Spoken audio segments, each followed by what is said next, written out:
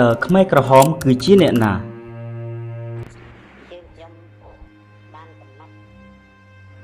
លើក្នុងមហាបរិបត្តិពិសេសខ្មែរក្រហមគឺជាឈ្មោះដែលសម្ដេចព្រះនរោត្តមសីហនុមានព្រះរាជបន្ទូលសម្ដៅទៅលើក្រុមកុម្មុយនីសដែលប្រឆាំងនឹងព្រះអង្គនៅទសវត្សរ៍ទី60ឈ្មោះផ្លូវការរបស់ក្រុមនេះគឺបកកុម្មុយនីសកម្ពុជាដែលចូលកាន់កាប់ប្រទេសកម្ពុជានៅថ្ងៃទី17ខែមេសាឆ្នាំ1975ន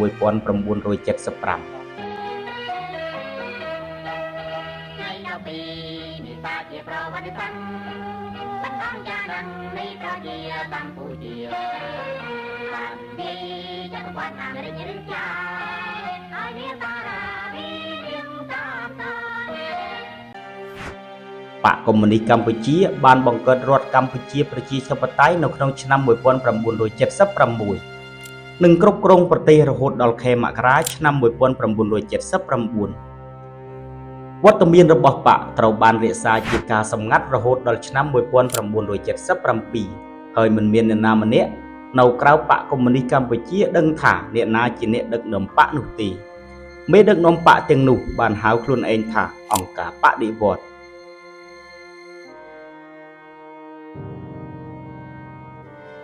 ពី3ថ្ងៃបន្ទាប់ពីការឡើងកាន់កាប់អំណាចនៅក្នុងឆ្នាំ1975ខ្មែរក្រហមបានបង្ខំប្រជាជននៅទីក្រុងភ្នំពេញទាំងអស់ប្រហែល2លាននាក់និងទីប្រជុំជនផ្សេងៗទៀតឲ្យចេញទៅតំបន់ជនបទដើម្បីធ្វើការងារស្រែចម្ការ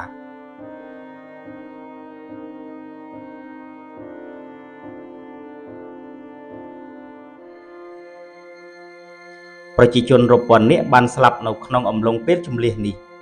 ក្នុងពេលនោះដែរខ្មែរក្រហមបានចាប់ផ្ដើមអនុវត្តវិធីកែតម្រង់របស់ខ្លួនតាមលទ្ធិម៉ៅនិងលទ្ធិម៉ាក់លេនីនដ៏ជ្រុលហួសហេតុខ្មែរក្រហមចង់ប្រែក្លាយប្រទេសកម្ពុជាឲ្យទៅជាសង្គមជនបទមួយដែលមិនមានវណ្ណៈសង្គមពោលគឺពុំមានអ្នកមានពុំមានអ្នកក្រនិងគ្មានការកេងប្រវ័ញ្ចដើម្បីសម្រេចឲ្យបាននូវគោលបំណងនេះខ្មែរក្រហមបានលុបបំបាត់រូបិយវត្ថុសាបសូរការអប់រំទ្រព្យសម្បត្តិឯកជនម៉ូដសម្លៀកបំពាក់ស៊ីវិល័យពីបរទេសការគោរពជំនឿសាសនានិងប្រពៃណីវប្បធម៌ខ្មែរនិងជនជាតិភាគតិចដទៃទៀតសាលារៀនវត្តអារាមវិហារសាសនាអ៊ីស្លាមវិហារសាសនាគ្រិស្តសាកលវិទ្យាល័យហាងលក់ទំនិញនិងអគាររដ្ឋាភិបាលត្រូវបិទទ្វារឬក៏ប្រែក្លាយទៅជាគុកក្រលគោជំរុំអប់រំកែប្រែនិងជង្រុកស្រូវក្នុងសង្គមនេះគ្មានមធ្យោបាយដឹកជញ្ជូនឯកជនឬសាធារណៈគ្មានទ្រព្យសម្បត្តិឯកជននិងគ្មានសិល្បៈកម្សាន្តណាដែលមានលក្ខណៈបដិវត្តន៍ទេហើយការលំហែកម្សាន្តត្រូវអង្គការហាមឃាត់យ៉ាងតឹងរឹងបំផុត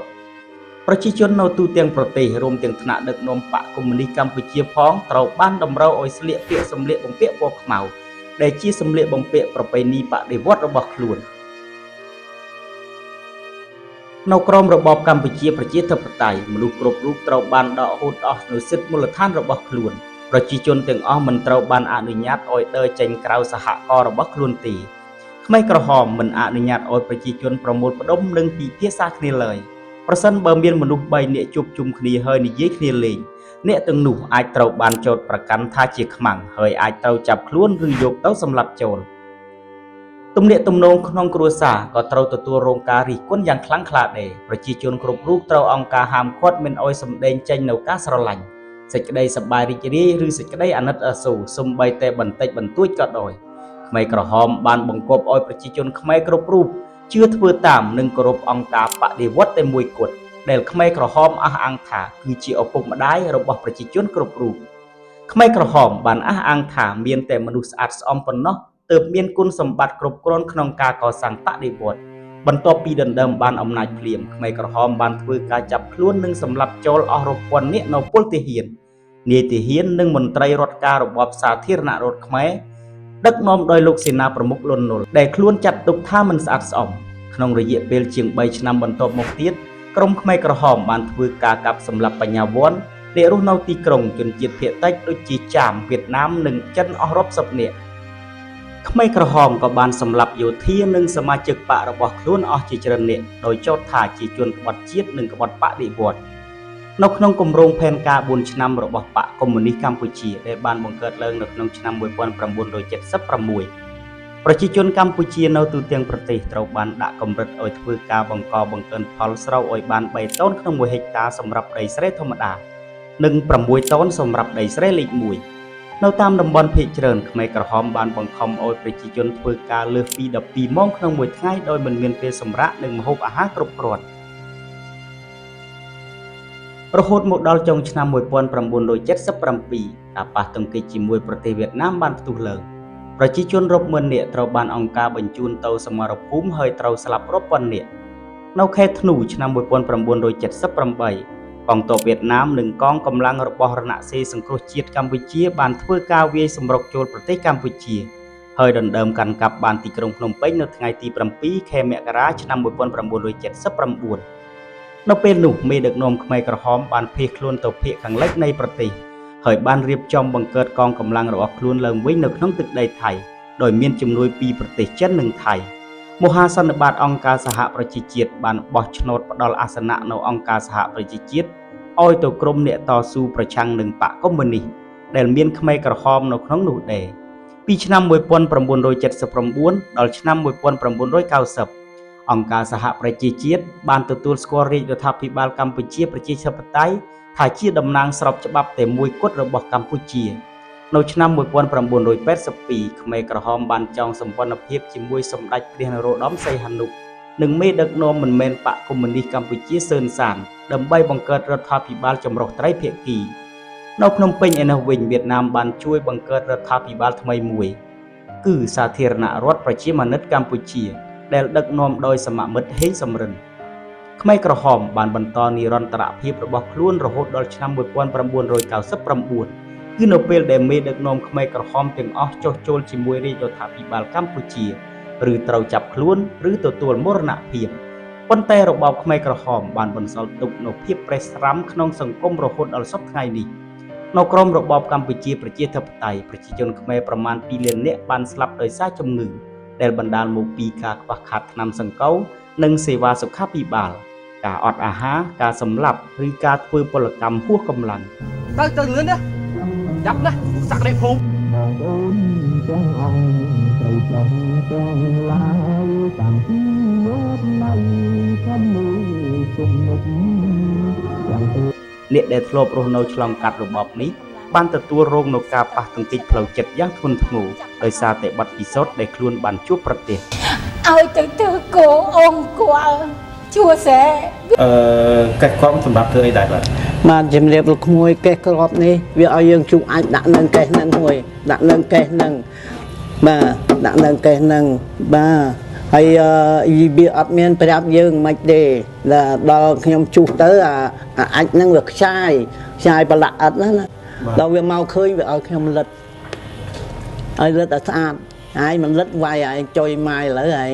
ហើយខ្ញុំក៏ຕົកចិត្តលិតទៅដើម្បីជៀសវាងរឿងគេវាយខ្ញុំលិតទៅបាទតើខ្មែរក្រហមជាអ្នកណាតើខ្មែរក្រហមឡើងកាន់អំណាចដោយរបៀបណាចលនាកុម្មុយនីសដំបូងបំផុតចលនាកុម្មុយនីសនៅកម្ពុជាកើតចេញពីចលនាតស៊ូប្រឆាំងនឹងអាណានិគមបារាំងក្នុងអំឡុងទសវត្សរ៍ឆ្នាំ1940នៅខែមេសាឆ្នាំ1950គឺក្នុងអំឡុងពេលនៃសង្គ្រាមឥណ្ឌូចិនលើកទី1គណៈប្រតិភូចំនួន200នាក់បានមកជួបជុំគ្នានៅខេត្តកំពតហើយបានបង្កើតរណសិរ្សឯកភាពឥស្សរៈខ្មែរឥស្សរៈដែលដឹកនាំដោយក្រុមកុម្មុយនីសក្រុមនេះសហការជាមួយវៀតណាមដើម្បីធ្វើការតស៊ូប្រឆាំងនឹងអាណានិគមបារាំងរណសិរ្សនេះដឹកនាំដោយសឺងងប់មិញអាចារ្យមានដែលជាអាចារ្យនៅវត្តឧណាឡូមច័ន្ទសម័យមានតួនាទីជាអនុប្រធានរណសិរ្សនិងស៊ីវហេងជាលេខាធិការសមាជិករណសិរ្សស្ទើរតែទាំងអស់គឺជាជនជាតិខ្មែរដែលចេះនិយាយភាសាវៀតណាមសមាជិកមួយចំនួនរបស់រណសិរ្សបានក្លាយជាសមាជិកបកកុម្មុយនីសឥណ្ឌូចិនបង្កើតឡើងនៅវៀតណាមសមាជិកថ្មីនៃរណសិរ្សភាគច្រើនជាកសិករដែលត្រូវបានអូសទាញដើម្បីបុព្វហេតុបដិវត្តន៍សមាជិកផ្សេងទៀតជាក្រុមនិស្សិតអ្នកជាតិនិយមដែលបានក្លាយទៅជាជនកុម្មុយនីសក្នុងពេលស្នាក់អាស្រ័យរៀនសូត្រនៅបរទេសនិស្សិតមួយចំនួនក្នុងចំណោមនិស្សិតទាំងនេះក្រោយមកបានក្លាយទៅជាមេដឹកនាំបកកុម្មុយនីសកម្ពុជាអ្នកទាំងនេះរួមមានសាឡុតស ហៅប៉ុលពត សុនសេន ខៀវសំផននិងអៀងសារី ជនទាំងនេះយល់ឃើញថាកសិករនិងប្រជាជនក្រីក្រនៅទូទាំងពិភពលោកត្រូវបានប្រែក្លាយទៅជាទេសករនិងត្រូវបានជិះជាន់សង្កត់សង្កិនដោយពួកមូលធននិយមនិងពួកសក្តិភូមិនិយមហើយថាបដិវត្តន៍តាមបែបម៉ាកលេនីនគឺជាផ្លូវមួយគត់ដែលកម្ពុជាអាចទទួលបាននូវឯករាជ្យភាពនិងភាពស្មើគ្នានៅក្នុងសង្គមការបង្កើតបកប្រជាជនបដិវត្តន៍ខ្មែរនៅឆ្នាំ1951នៅពេលការវាយប្រយុទ្ធប្រឆាំងនឹងបារាំងកាន់តែមានសភាពខ្លាំងក្លាឡើងនៅក្នុងឧបទ្វីបឥណ្ឌូចិនជនកុម្មុយនីសវៀតណាមបានផ្ដួចផ្ដើមឲ្យមានការបង្កើតឡើងនៅបកប្រជាជនបដិវត្តន៍ខ្មែរសមាជិករបស់គណៈកម្មការធិការមជ្ឈិមបកសម្ងាត់នេះរួមមានសឺងងុកមិញកាន់តំណែងកំពូលស៊ីវហេងទទួលបន្ទុកកិច្ចការកងទ័ពទូសមុទ្រត្រូវបានគេស្គាល់ថាជាអាចារ្យសុកមកពីកម្ពុជាក្រោមទទួលបន្ទុកអប់រំមនោគមវិជ្ជាច័ន្ទសម័យទទួលបន្ទុកផ្នែកសេដ្ឋកិច្ចនៅពេលដែលសង្គ្រាមឥណ្ឌូចិនលើកទី1ត្រូវបញ្ចប់នៅក្នុងឆ្នាំ1954កងទ័ពរបស់បារាំងបានដកចេញពីឥណ្ឌូចិនហើយកងកម្លាំងរបស់វៀតមិញក៏ដកចេញពីកម្ពុជាដែរទោះជាយ៉ាងណាក៏ដោយក៏សមាជិកកងទ័ពវៀតណាមមួយចំនួនបន្តស្នាក់នៅកម្ពុជាតទៅទៀតដោយមានការបារម្ភពីសុវត្ថិភាពបដិវត្តន៍នៅពេលដែលរបបនយោបាយមានការផ្លាស់ប្ដូរស៊ីវហេងច័ន្ទសម័យព្រមទាំងកម្មាភិបាលនិងសកម្មជនបកប្រជាជនបដិវត្តន៍ខ្មែរជាង 1000 នាក់ទៀតបានភៀសខ្លួនទៅនៅវៀតណាមខាងជើងដែលនៅទីនោះអ្នកទាំងនោះបានចូលរួមជាមួយសឺងងុកមិញនិងសកម្មជនដទៃទៀតដែលភៀសខ្លួនទៅដល់ទីនោះមុនបន្តិចមិនយូរប៉ុន្មានស៊ីវហេងបានវិលត្រឡប់មកកម្ពុជាវិញអមដំណើរដោយនួនជាសមាជិកបកកុម្មុយនីសឥណ្ឌូចិនដែលបានទៅវឹកវើនៅប្រទេសថៃនិងវៀតណាមនិងកម្មាភិបាលជាន់ខ្ពស់ផ្សេងទៀតដោយសារមេបកសឺងងុកមិញស្នាក់នៅនិរទេសខ្លួននៅទីក្រុងហាណូយបកប្រជាជនបដិវត្តន៍ខ្មែរត្រូវបានដឹកនាំដោយគណៈកម្មាធិការមជ្ឈិមបណ្ដោះអាសន្នមួយដែលមានស៊ីវហេងជាលេខានិងទូសមុទ្រជាអនុលេខានួនជាមានឋានៈទី3ក្នុងបកសោភឹមលេខាភូមិភាគបូព៌ាក្នុងរយៈកាលកម្ពុជាប្រជាធិបតេយ្យជាសមាជិកលំដាប់ទី4ការគ្រប់គ្រងទូទៅនៅក្នុងបកស្ថិតក្នុងដៃកម្មាភិបាលវៀតណាមផាំវ៉ាន់បាដែលធ្លាប់រស់នៅក្នុងប្រទេសកម្ពុជាហើយដែលបានអះអាងថាវៀតណាមគួរបន្តគ្រប់គ្រងលើចលនាកុម្មុយនីសនៅកម្ពុជាបន្តទៀតទូសមុទ្រទទួលខុសត្រូវលើសកម្មភាពការងាររបស់បកនៅទីក្រុងដោយមានជំនួយពីនួនជានិងសាឡុតសដែលទើបតែត្រឡប់មកពីសិក្សានៅប្រទេសបារាំងក្រុមកុម្មុយនីសនៅភ្នំពេញបានប្រើប្រាស់ប៉ុលពតជាអ្នកតាក់ទងក្នុងការបង្កើតគណៈបកស្របច្បាប់មួយហៅថាបកប្រជាជនគណៈបកនេះបានចូលរួមប្រកួតប្រជែងក្នុងការបោះឆ្នោតជាតិឆ្នាំ1955ស្របតាមសេចក្តីសម្រេចនៃកិច្ចព្រមព្រៀងទីក្រុងសឺណែវគណៈបកនេះដឹកនាំដោយកែមាសដែលជាមនុស្សស្ថិតនៅក្រោមការបង្គាប់បញ្ជារបស់ទូសមុទ្រប៉ុលពតបានជួយបង្កើតលក្ខន្តិកៈនិងកម្មវិធីនយោបាយរបស់បកប៉ុលពតក៏បានធ្វើទំនាក់ទំនងជាមួយគណៈបកប្រជាធិបតេយ្យដែលនឹងចូលរួមប្រកួតជាមួយគណៈបកសង្គមរាស្ត្រនិយមទើបបង្កើតថ្មីរបស់សម្ដេចព្រះនរោត្តមសីហនុក្នុងការបោះឆ្នោតឆ្នាំ1955ដែរប៉ុលពតជឿជាក់ថាគណៈបកប្រជាធិបតេយ្យដែលមាននានាការប្រឆាំងនឹងពួកសក្តិភូមិ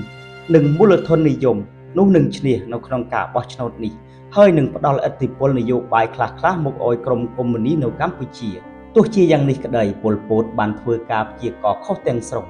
គណៈបកសង្គមរាស្ត្រនិយមបានឈ្នះកៅអីទាំងអស់នៅក្នុងរដ្ឋសភាជាតិចំណែកបកប្រជាជនទទួលសម្លេងឆ្នោតតែ 3% ប៉ុណ្ណោះភ្លាមនោះស៊ីវហេងជឿជាក់ថាបុព្វហេតុរបស់ក្រុមកុម្មុយនីសនៅកម្ពុជាស្ថិតក្នុងភាពអស់សង្ឃឹមព្រោះថាប្រជាជនស្ទើរទាំងអស់បានគ្រប់គ្រងកម្មវិធីនយោបាយរបស់សម្ដេចព្រះនរោត្តមសីហនុជាងគំនិតធ្វើបដិវត្តន៍ជាងនេះទៅទៀតចលនាខ្មែរឥស្សរៈមួយចំនួនបានបោះបង់ចោលការតស៊ូរបស់ខ្លួនហើយចុះចូលជាមួយរាជរដ្ឋាភិបាលរបស់សម្ដេចព្រះនរោត្តមសីហនុនៅក្នុងឆ្នាំ1956ស៊ីវហេងបានធ្វើការតាក់ទងជាសម្ងាត់ជាមួយឧត្តមសេនីយ៍លន់នល់ដែលជាអគ្គបញ្ជាការកងទ័ពរបស់សម្ដេចព្រះនរោត្តមសីហនុហើយដែលបានផ្ដល់ជូនស៊ីវហេងនៅការធានាសន្តិសុខសុវត្ថិភាពផ្ទាល់ខ្លួននៅក្នុងឆ្នាំ1959ស៊ីវហេងបានចុះចូលជាមួយរាជរដ្ឋាភិបាលសង្គមរាស្ត្រនិយមរបស់សម្ដេចព្រះនរោត្តមសីហនុដែលធ្វើឲ្យអាជ្ញាធររដ្ឋាភិបាលមានលទ្ធភាពចង្អុលនិងចាប់ខ្លួនកម្មាភិបាលបកលួចលាក់ខុសច្បាប់ជាច្រើនរូប យោងតាមសម្ដីរបស់ប៉ុល ពត ពីឆ្នាំ 1955 ដល់ឆ្នាំ 1959 សមាជិកបកប្រជាជនបដិវត្តន៍ខ្មែរប្រហែល 90% ត្រូវបានចាប់ខ្លួននិងសម្លាប់រហូតមកដល់ឆ្នាំ 1960 មានតែកម្មាភិបាលបកប្រហែល 800 នាក់និងសាខាបក2នៅជនបទប៉ុណ្ណោះដែលនៅមានសកម្មភាពនិងដំណើរការពេញលេញសាខាទាំងពីរនោះរួមមានភូមិភាគបូព៌ាមានមូលដ្ឋាននៅខេត្តកំពង់ចាមដឹកនាំដោយសោភឹមនិងភូមិភាគនិរតីមានមូលដ្ឋាននៅខេត្តតាកែវដឹកនាំដោយឈិតជឿនហៅតាមុកទូសមុទ្រប៉ុល ពត និងនួនជាបានបន្តដឹកនាំសកម្មភាពបកនៅទីក្រុងភ្នំពេញដោយមានជំនួយពីអៀងសារីនិងសុនសេនជាបញ្ញវន្តមកពីប្រទេសបារាំងបកពលករកម្ពុជាមហាសន្និបាតបកប្រជាជនបដិវត្តន៍ខ្មែរបានប្រារព្ធធ្វើឡើងជាសម្ងាត់នៅក្នុងស្ថានីយ៍រថភ្លើងនាទីក្រុងភ្នំពេញនៅថ្ងៃទី 28 ដល់ថ្ងៃទី 30 ខែកញ្ញាឆ្នាំ 1960 មហាសន្និបាតនេះត្រូវបានចូលរួមដោយសមាជិក 7 រូបពីសាខាបកនៅទីក្រុងនិង 14 រូបពីសាខាបកនៅជនបទមហាសន្និបាតបានរៀបចំបក្សជាថ្មីបង្កើតមាគ៌ានយោបាយថ្មីនិងបដូរឈ្មោះបកទៅជាបកពលករកម្ពុជាទូសមុទ្របានទទួលតំណែងជាលេខាបកហើយនួនជាអនុលេខា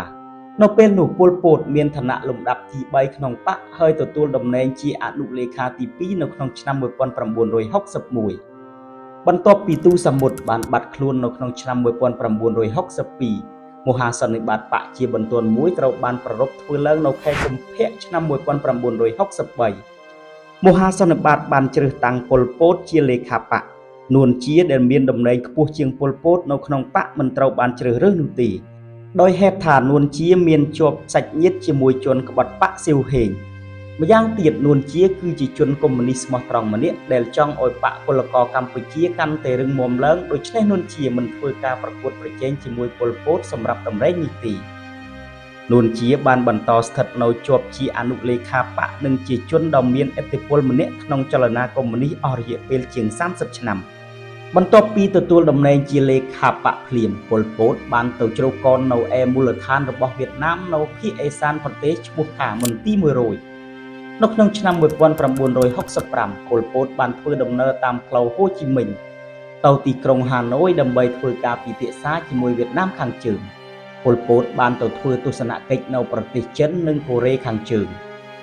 ប៉ុល ពត ត្រូវបានទទួលស្វាគមន៍នៅប្រទេសចិនប្រកបដោយភាពរាក់ទាក់ជាងនៅវៀតណាមហើយប៉ុល ពត មានការមិនពេញចិត្តចំពោះគំនិតដែលថាចលនាកុម្មុយនីសនៅកម្ពុជាត្រូវតែបន្តស្ថិតនៅក្រោមការមើលខុសត្រូវរបស់វៀតណាមតទៅទៀតបកកុម្មុយនីសកម្ពុជានៅខែមេសាឆ្នាំ 1966 បន្ទាប់ពីដំណើរបំពេញទស្សនកិច្ចក្រៅប្រទេសប៉ុល ពត បានបដូរឈ្មោះបកទៅជាបកកុម្មុយនីសកម្ពុជាដោយហេតុថាប៉ុល ពត ចង់បន្ថយឥទ្ធិពលរបស់វៀតណាមនិងរឹតចំណងមិត្តភាពជាមួយចិនគណៈកម្មាធិការមជ្ឈិមបកនៅពេលនោះរួមមានប៉ុល ពត នួនជាអៀងសារីវ៉នវ៉េតគឺជាអតីតគ្រូបង្រៀននៅវិទ្យាល័យចម្រើនវិទ្យានៅក្រុងភ្នំពេញ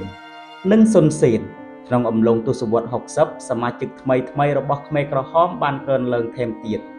ភាគច្រើននៃក្រុមនេះរស់នៅតាមបណ្ដោយព្រំដែនវៀតណាមដែលជាតំបន់ដាច់ស្រយាលឆ្ងាយពីកងកម្លាំងយោធារបស់សម្ដេចព្រះនរោត្តមសីហនុមូលដ្ឋានធំរបស់បកពីឆ្នាំ 1966 ទៅឆ្នាំ 1970 ស្ថិតនៅខេត្តរតនគិរី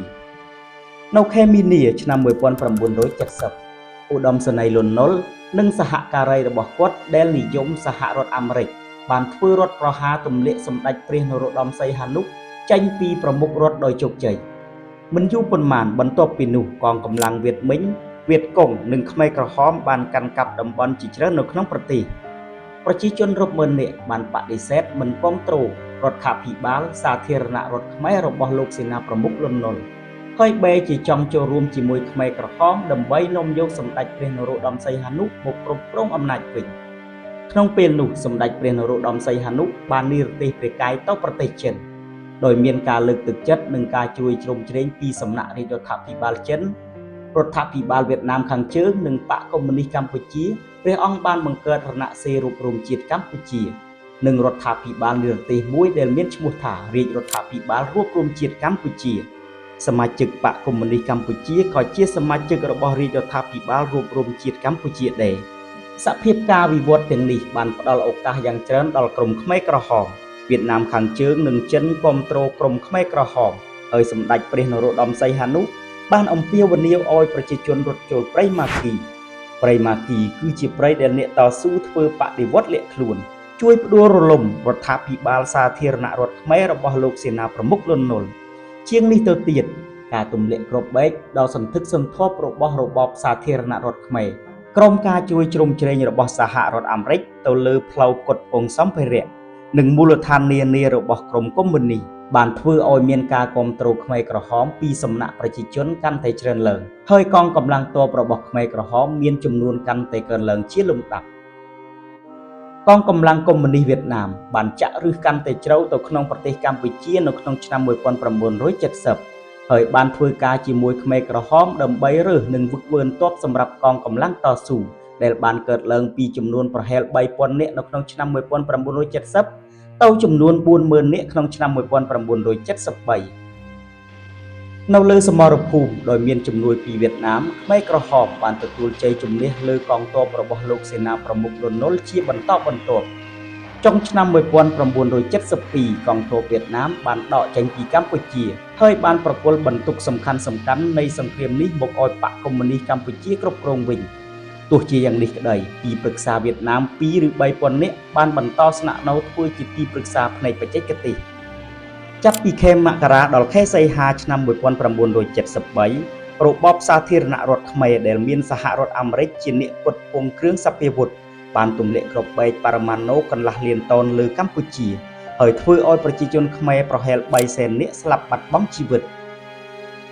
ការទម្លាក់គ្រាប់បែកនេះបានពន្យឺតដល់ដំណើរឆ្ពោះទៅរកជោគជ័យរបស់ខ្មែរក្រហមហើយនៅក្នុងពេលជាមួយគ្នានោះមនុស្សជាច្រើនដែលខឹងសម្បានឹងការទម្លាក់គ្រាប់បែកហើយដែលមានបាត់បង់សមាជិកគ្រួសារខ្លួននោះបានចូលរួមជាមួយបដិវត្តន៍ខ្មែរក្រហមកងទ័ពខ្មែរក្រហមមានភាពស្វាហាប់និងគោរពវិន័យជាងកងទ័ពរបស់រាជរដ្ឋាភិបាលសាធារណរដ្ឋខ្មែរហើយក្រុមខ្មែរក្រហមអាចទ្រាំទ្រនឹងការខ្វះខាតម្ហូបអាហារនិងថ្នាំសង្កូវបានជាងនេះទៅទៀតខ្មែរហាណូយមួយចំនួនបានត្រឡប់ចូលមកក្នុងប្រទេសវិញដើម្បីជួយចលនាបដិវត្តន៍របស់ខ្មែរក្រហមអ្នកទាំងអស់នេះត្រូវបានដាក់ឲ្យកាន់តំណែងថ្នាក់ទាបនៅទូទាំងប្រទេសប៉ុន្តែរហូតមកដល់ឆ្នាំ1973គឺបន្ទាប់ពីទីប្រឹក្សាវៀតណាមភាគច្រើនត្រឡប់ទៅប្រទេសខ្លួនវិញអ្នកទាំងនោះត្រូវបានធ្វើឃាតជាសម្ងាត់ក្រោមការបញ្ជារបស់ថ្នាក់ដឹកនាំបកកុម្មុយនីសកម្ពុជាដែលចង់ឲ្យបកចេញផុតពីឥទ្ធិពលរបស់វៀតណាមនៅដើមឆ្នាំ1973